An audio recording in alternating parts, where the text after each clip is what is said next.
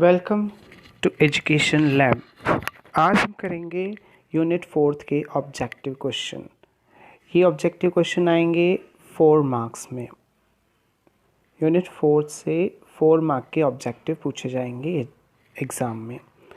Now the first objective is visual end of a technology. Visual end of technology मतलब या एक यहाँ पे इस तरीके से भी क्वेश्चन हो सकता है, visual end of an application. इस टेक्नोलॉजी की प्लेस पर एन एप्लीकेशन भी आ सकता है कि एप्लीकेशन के 2 पार्ट होते हैं। मैं आपको पहले बताता हूँ, एप्लीकेशन के 2 पार्ट होते हैं। The first is front end and second is back and. तो यहाँ पे पूछा जा रहा है जो visual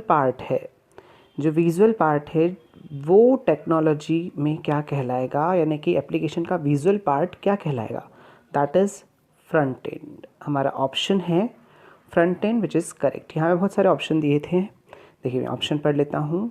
front end, back and, user and and all of the above. तो यहाँ पर हमारा जो करेक्ट ऑप्शन रहेगा विजुअल एंड का, that is front end.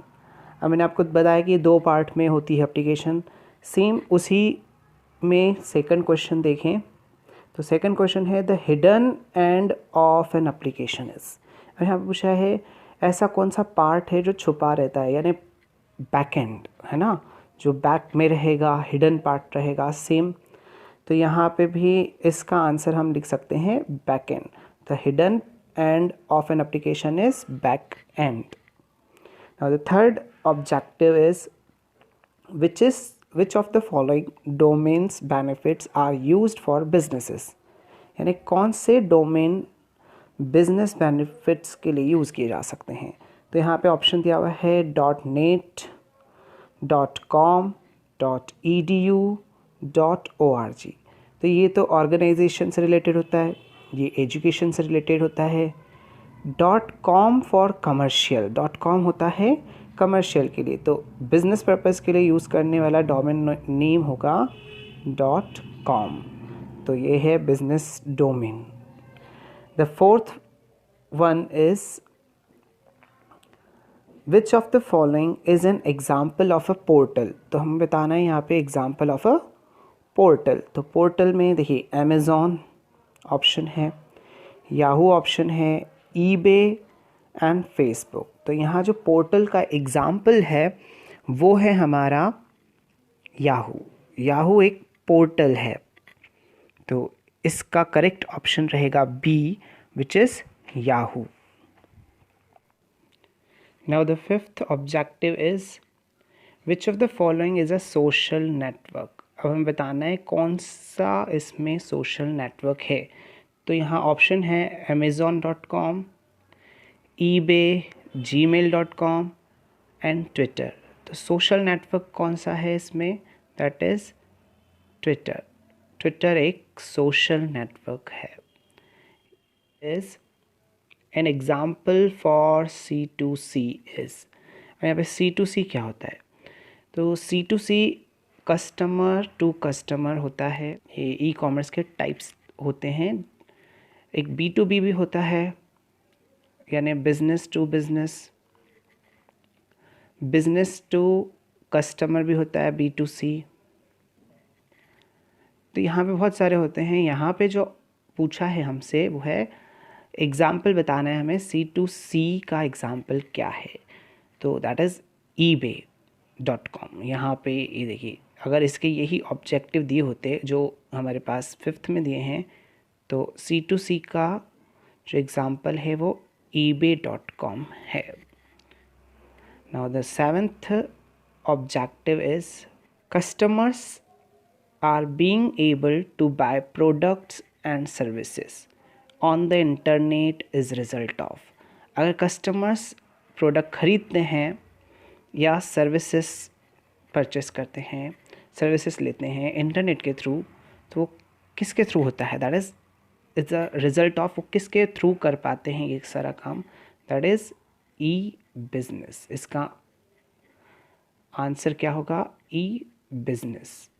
CT stands for, यानी कि ICT का फुल फॉर्म आपको बताना है यहाँ। तो ICT का फुल फॉर्म है information communication technology. ICT stands for information and communication technology.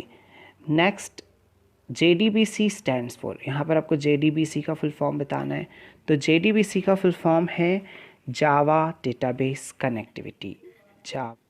Now the 10th objective है ER expands to, यानी यहाँ पे ER का फुल फॉर्म बताना है। तो ER का फुल फॉर्म है entity relation, inter related data. तो डेटा का इंटर रिलेटेड कनेक्शन, यानी सारे डेटा एक दूसरे से जुड़े हुए हैं और उसका भी एक कलेक्शन है। डेटा एक दूसरे से जुड़े हुए हैं और उसके कलेक्शन को क्या कहते हैं? तो उसके कलेक्शन को कहते हैं हम डेटाबेस। क्या कहा जाता है? इंटर रिलेटेड डेटा के कलेक्शन को डेटाबेस। तो database is a collection of an interrelated data. 12th objective is business involving transaction using electronic media and technology is called as। ये बहुत सरल है, बिजनेस इलेक्ट्रॉनिक मीडिया के through किया जा रहा है। तो ये कौन सी टेक्नोलॉजी है, इसे हम क्या कहेंगे? आप इस लाइन को अगर याद कर लेंगे, इस सेंटेंस को, तो आप एक की मीनिंग भी याद हो जाएगी इसके साथ साथ। तो इसका आंसर है ई बिजनेस। क्या रहेगा इसका आंसर? ई बिजनेस। बिजनेस जो इलेक्ट्रॉनिक मीडिया के थ्रू किया जाता है, इलेक्ट्रॉनिक मीडिया के थ्रू किया जाता है, ऐसी टेक्नोलॉजी कहलाती है e business. Now the 13th objective is the application of electronic means of governance. अब यहाँ वही पूछा गया है, इलेक्ट्रॉनिक मीडिया के थ्रू गवर्नेंस एप्लीकेशन कौन सी होती है? That is e governance. E governance. तो ई गवर्नेंस की मीनिंग में भी आप ये सेंटेंस लिख सकते हैं। The next, the means of teaching through E technology, यानी आप टीचिंग भी कर रहे हैं तो ई टेक्नोलॉजी के थ्रू कर रहे हैं।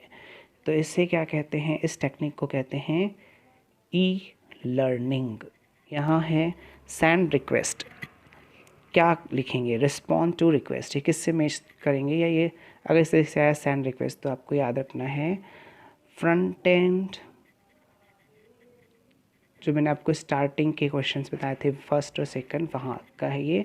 तो फ्रंट एंड रिक्वेस्ट सेंड करता है और उस रिक्वेस्ट को रिस्पॉन्ड करता है, ना उसका आंसर देता है बैक एंड। तो ये याद रखना है आपको कि फ्रंट एंड रिक्वेस्ट सेंड कर सकता है और बैक एंड उसका रिप्लाई करता है। Now next is which of the following is not an internet search engine. आपको ये बताना है कौन सा सर्च इंजन नहीं है। जो भी यहाँ पर ऑप्शन दिए हैं उसमें से आपको फाइंड करना है। तो ऑप्शन है गूगल, गूगल से हम सर्च कर सकते हैं, तो ये तो सर्च इंजन है। याहू, याहू में भी सर्चिंग हो सकती है, तो ये भी सर्च इंजन कहलाएगा। MSN, ये भी एक सर्च इंजन है इंटरनेट पर। बट विंडोज़, विंडोज़ तो एक ऑपरेटिंग सिस्टम है, that means Windows is not an search engine. तो यहाँ हमारा करेक्ट है विंडोज़, क्योंकि यहाँ पे इन्होंने पूछा है सर्च इंजन कौन सा नहीं है। Now the last question, which accounting software was developed by Tally, यानी कौन सा सॉफ्टवेयर अकाउंटिंग का डेवलप किया गया है by Tally? That is TCL। TCL accounting software develop किया गया है टेली द्वारा।